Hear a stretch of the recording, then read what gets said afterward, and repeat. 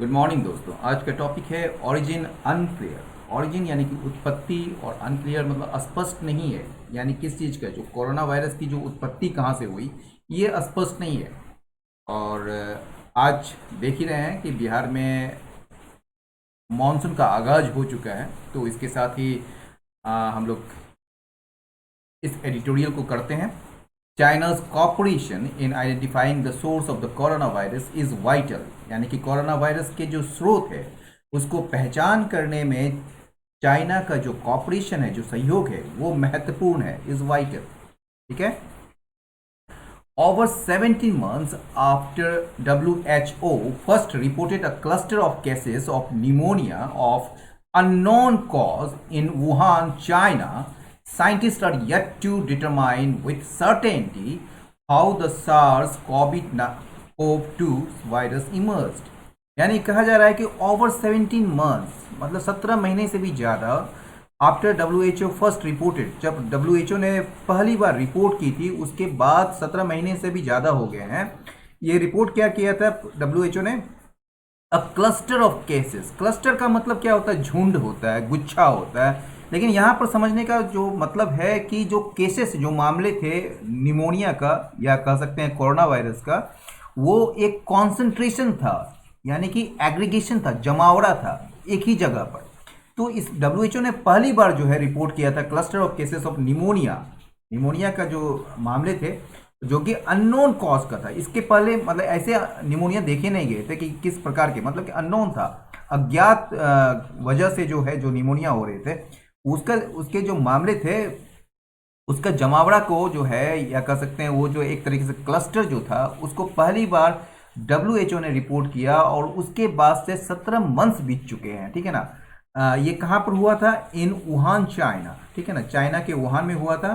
तो उसके 17 महीने बाद भी जो है ना, साइंटिस्ट जो है अभी तक क्या करने में नाकामयाब रहे हैं, और येट टू डिटरमाइन, वो डिटरमाइन नहीं कर पाए हैं अभी तक, यानी कि उसे अभी भी डिटरमाइन करना, निर्धारित करना बाकी है विथ सर्टेनिटी, यानी कि निश्चित रूप के साथ या निश्चितता के साथ कि कैसे सार्स कॉव 2 वायरस जो है वो मतलब कि इमर्ज हुआ था या उभरा था या सामने आया था।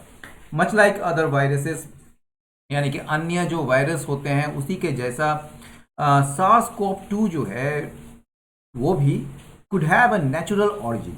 उसका भी जो है एक प्राकृतिक उत्पत्ति हो सकता है, और समहाउ, और किसी तरह जो है वो बाहर निकल गया हो from the corona virus research lab in Wuhan.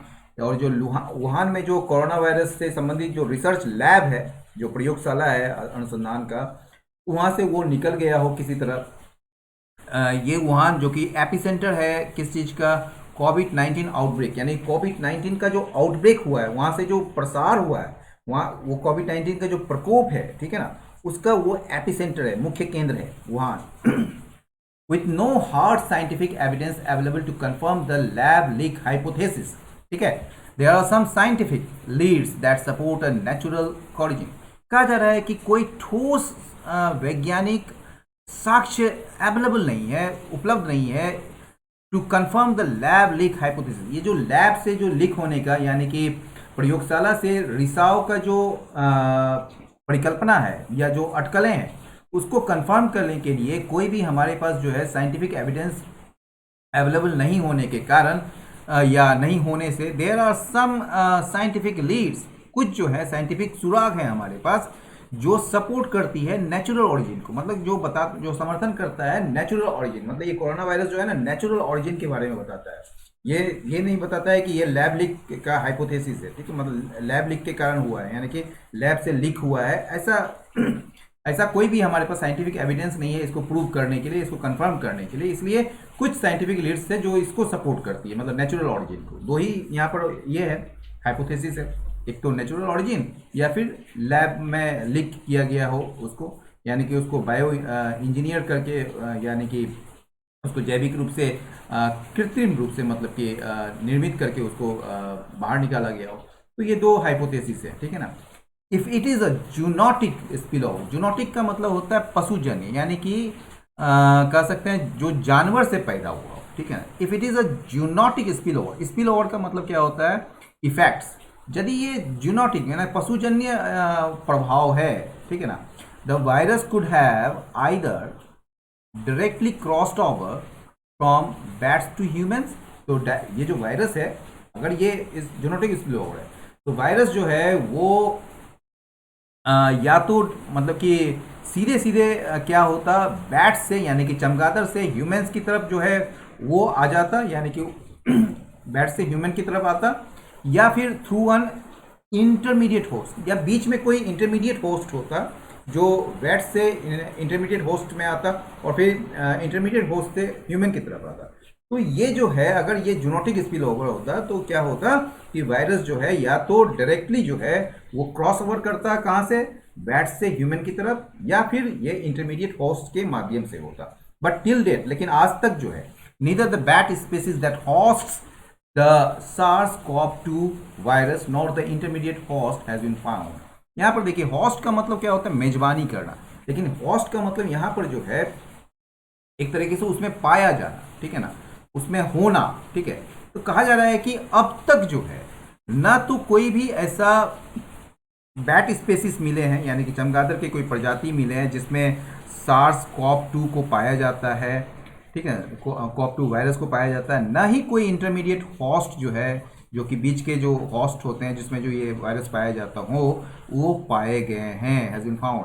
China के जो सीक्रेसी है, जो गोपनीयता है, और क्या है, जो देरी कर रहा है China in reporting the Wuhan outbreak, यानी कि जो वुहान आउटब्रेक हुआ था उसको रिपोर्ट करने में जो देरी हुई चाइना से, and in finding the natural host और द इंटरमीडिएरी, ठीक है ना, और जो प्राकृतिक जो हॉस्ट है, जो इसका कोई भी होगा, या मतलब कि इसका जो हॉस्ट है, मतलब जिसमें वायरस पाया जा रहा हो, जो नेचुरल हो, और जो इंटरमीडिएरी हो, उसको खोजने में जो चाइना ने जो देरी की है, उसने क्या किया है, हैव फर्दर फ्यूल, इसने और आगे बढ़ाया है, उकसाया है इस चीज को, लैब स्पिल ओवर हाइपोथेसिस। ये जो लैब स्पिल ओवर यानी कि लैब से जो निकला हुआ जो थ्योरी है, जो हाइपोथेसिस है, जो अटकलें हैं, उसको और ज़्यादा बल दिया है, फ्यूल किया है।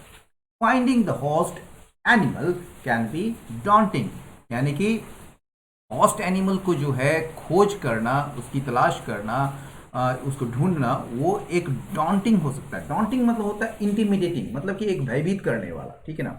लेकिन यहाँ पर जो मतलब है कठिन है, बहुत कठिन, बहुत दुष्कर है। Finding the host animal can be daunting while the civet cat, ये सिवेट कैट जो है एक प्रकार के कैट का ही प्रजाति होता है जिसका मुंह जो है आगे की तरफ निकला होता है, जैसे आपने नेवला वगैरह देखा होगा, मंगूज को, ठीक है ना, उसी तरह सिवेट कैट होता है। तो हालांकि सिवेट कैट जो है, ठीक है, और जो ये ड्रोमेडरी कैमल जो है, ये एक कैमल होता है, ऊंट होता है जिसमें सिंगल हम्प होता है, मतलब उसके जो हम्प समझते हैं ना, वो जो गोल सा उसके कुबर जो होता है, ठीक है ना।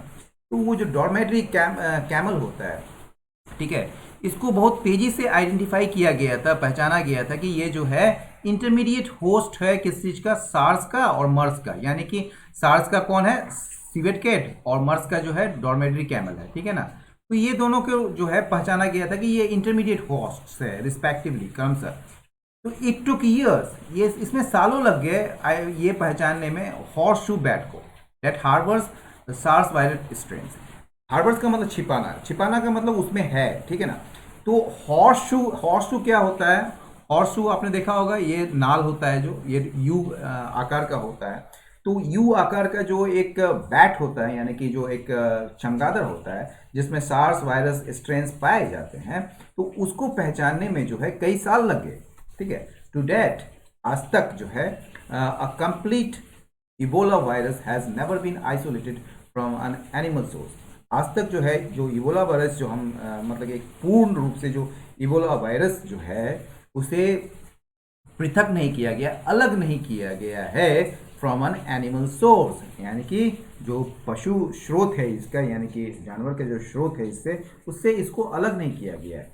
If the virus had been bioengineered genome sequence would carry tell signs. यदि वायरस जो होता उसको कृत्रिम रूप से बायो इंजीनियर्ड किया जाता, उसको निर्मित किया जाता, तो जीनोम सीक्वेंस जो है, ये जीनोम सीक्वेंस जो होता है, ठीक है ना, ऐसे जो सीक्वेंस होता है, ठीक है, उसका जो सीक्वेंस होता है ना, उसका जो किस मतलब वो जो बनावट जो है जीनोम का, ठीक है ना, जीन का जो बनावट है, ठीक है ना, वो उसमें जो है एक टेल साइंस होता है। टेल मतलब एक स्पष्ट एकदम साफ साफ जो है वो संकेत होता है उसमें, ठीक है। But scientist have not found any signature of genetic manipulation.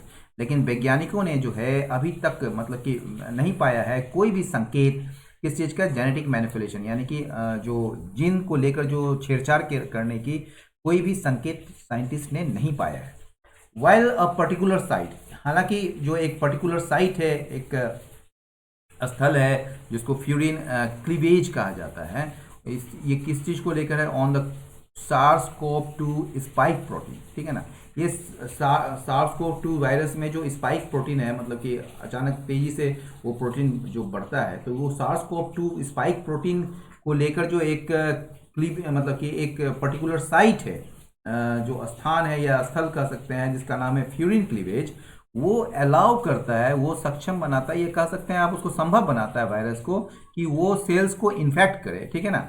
इसको इस चीज़ को जो है मतलब कि ये पर्टिकुलर साइट जो है जिसको फ्यूरिन क्लीवेज जो है, इसको साइट किया गया है, इसको हवाला दिया गया है एक एविडेंस के रूप में, बायो इंजीनियरिंग के मतलब बायो इंजीनियरिंग मतलब कृत्रिम रूप से बनाने का जो के साक्ष्य के रूप में इसको साइट दिया गया, इसको उद्धृत किया गया है। द फैक्ट, जो कि तथ्य यह है कि that it is not unique to SARS-CoV-2, यानी कि ये जो है केवल यूनिक नहीं है, यानी कि एकमात्र SARS-CoV-2 में ही नहीं पाया जाता, ये अन्य वायरस में भी ऐसा पाया जाता है, तो मतलब it is not unique. A combination of nucleotides in the furin cleavage site that encode for a particular amino acid, ठीक है ना, यानी कि एक कॉम्बिनेशन जो है न्यूक्लियोटाइड्स का, जो कि फ्यूरिन क्लीवेज में फ्यूरिन क्लीवेज साइट में जो पाया जाता है, मतलब न्यूक्लियोटाइड्स का जो संयोजन जो है, जो कॉम्बिनेशन है, जो इनकोड करती है, यानी कि एक कुटबद्ध करती है पर्टिकुलर एक विशेष एमिनो एसिड को, ठीक है ना। इनकोड और डिकोड समझते हैं ना, ठीक है।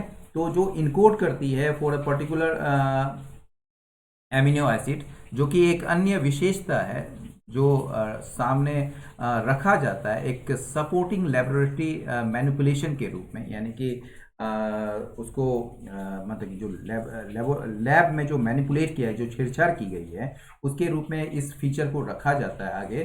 To has been shown to be not unique, उसे भी जो है दिखाया गया है इसके रूप में, वो यूनिक नहीं है, ये अन्य मतलब कि वायरस में भी ऐसा फीचर्स देखे जा सकते हैं, तो ये कोई यूनिक नहीं है SARS-CoV के लिए।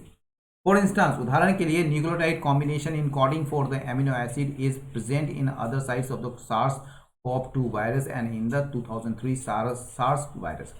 मतलब उदाहरण के लिए जो है न्यूक्लियोटाइड्स कॉम्बिनेशन जो है, जो कि इनकोड करती है एमिनो एसिड को, यानी कि एमिनो एसिड को इनकोड करने वाली जो न्यूक्लियोटाइड कॉम्बिनेशन होता है, वो प्रेजेंट होता है, वो मौजूद होता है दूसरे साइट्स पर भी, मतलब दूसरे स्थानों पर भी SARS-CoV के CoV-2 वायरस के, यानी कि SARS-CoV-2 जो वायरस है उसके अन्य साइट्स में भी वो मौजूद होता है।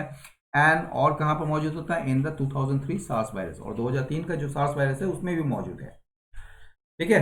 The possibility of SARS-CoV-2 evolving via cell culture appears bleak, ठीक है ना। ये जो पॉसिबिलिटी, जो संभावना है SARS-CoV-2 का किसके माध्यम से विकसित होने का, via cell culture. Cell culture मतलब कि जहाँ पर कोशिकाओं को निर्मित किया जाता है कृत्रिम रूप से, तो सेल कल्चर के माध्यम से जो विकसित होने वाले SARS-CoV-2 का जो पॉसिबिलिटी है, जो संभावना है, वो भी धूमिल दिखाई पड़ता है।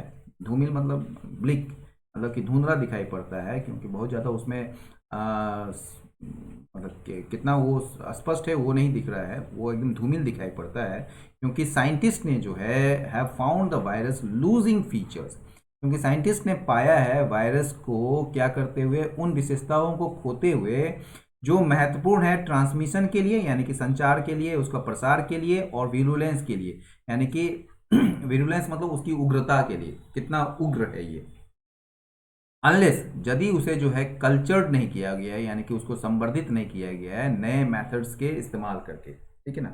Reports of 3 Wuhan lab researchers falling ill in November 29, यानी कि नवंबर 2019 में तीन वुहान लैब के जो रिसर्चर्स का जो बीमार पड़ने का जो रिपोर्ट था, ठीक है ना, अपने आप में ये प्रूव नहीं करता है क्या प्रूव नहीं करता है? लैब लीक हाइपोथेसिस, यानी कि लैब से निकला हुआ जो कोरोना वायरस का जो ये था, स्ट्रेन था, तो वो जो लैब लीक हाइपोथेसिस को, यानी कि जो अटकल है लैब लीक का, यानी कि प्रयोगशाला से रिसाव का जो एक अटकल है, जो एक परिकल्पना है, उसको ये अपने आप में प्रूव नहीं करता। देयर इज नो एविडेंस, कोई एविडेंस नहीं है दैट दे वर इन्फेक्टेड, कि वे जो है इन्फेक्ट हुए थे, संक्रमित हुए थे with the SARS-CoV-2 virus, SARS-CoV-2 virus से वो संक्रमित हुए थे, इसका कोई एविडेंस नहीं है।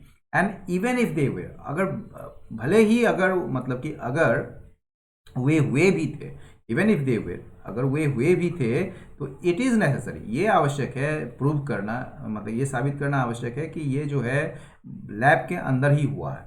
ठीक है, तो ये महत्वपूर्ण है कि ये साबित करना कि ये लैब के अंदर हुआ है, तभी इसको माना जा सकता है। तो ये तो साबित हुआ नहीं। In the absence of conclusive evidence, कहा जा रहा है कि ये जो एक निर्णायक जो साक्ष्य है उसके अभाव में, जिससे कि हम सपोर्ट कर सकें कोई भी हाइपोथेसिस को, यानी कि चाहे वो लैब लीक का हाइपोथेसिस हो, चाहे वो नेचुरल हाइपोथेसिस हो, ठीक है ना। ठीक है, तो ये जो आइदर हाइपोथेसिस, मतलब दोनों हाइपोथेसिस को सपोर्ट करने के लिए कोई भी निर्णायक एविडेंस के अभाव में अब तक, ठीक है ना, अ थॉरो इन्वेस्टिगेशन, एक गहन जांच की आवश्यकता है उसके अभाव में। While the inquiry by the US intelligence, यानी कि अमेरिकी जो गुप्तचर विभाग है उनके द्वारा जो जांच की गई है, हालांकि वो एक क्लू दे सकता है, एक सुराग दे सकता है। A scientific investigation is more likely to help reach closure. एक साइंटिफिक इन्वेस्टिगेशन, एक वैज्ञानिक जो जांच है, वैज्ञानिक तरीके से जो जांच है, उससे जो है ज़्यादा संभावना है कि ये निष्कर्ष में पहुंचने में मदद करेगा। टू हेल्प रीच क्लोजर, यानी कि निष्कर्ष में पहुंचने में ये जो है साइंटिफिक इन्वेस्टिगेशन वो ज़्यादा मदद करेगा, अधिक मदद करेगा। ठीक है ना, क्योंकि ये तो यूएस इंटेलिजेंस के द्वारा जो है ये इंक्वायरी की जा रही है, लेकिन यहाँ साइंटिफिक इन्वेस्टिगेशन तो किया नहीं जा रहा है।